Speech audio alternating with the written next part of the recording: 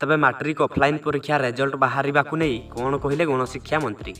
आसतु जानिनेबा संपूर्ण खबरटी जानापी आमर DK Odia YouTube channel को सब्सक्राइब करनियंतु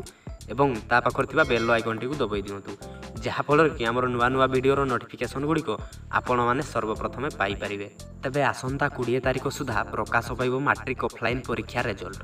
आउ एथिलागि जोरदार उद्यम चली। तेबे चलित वर्ष बहु असुविधार सम्मुखीन होगा सत्वे गत वर्ष ठारू शीघ्र आरंभ हेब जुक्त 2 नाम लेखा आउ ऑफलाइन परीक्षा देइथिबा पिलामानंकु भी नाम लेखा पाई यथेष्ट सुजोग मिलिबो बोली कहिसंती स्कूल और गणशिक्षा मंत्री समीर रंजन दास। तेबे एनेई मंत्री समीर रंजन दास कहिसंती गत वर्ष किछि समस्या न थाई अगस्त 21 रे जुक्त 2 नाम लेखा पाई प्रक्रिया आरंभ होइतिला आउ चलित वर्ष एहार सप्ताहक पूर्वरु आरंभ होब एडमिशन प्रक्रिया।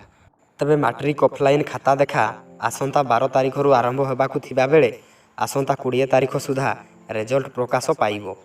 आउ एथिपाई बोर्ड पक्षरु पूर्व प्रस्तुत आरंभ करा जाइछि आउ खूब शीघ्र तारीख घोषणा करा जिवो। ऑफलाइन परीक्षा देइथिबा कौनसी पिला जेपरी जुक्त 2 रे एडमिशन पाइबारु वंचित न हुअंती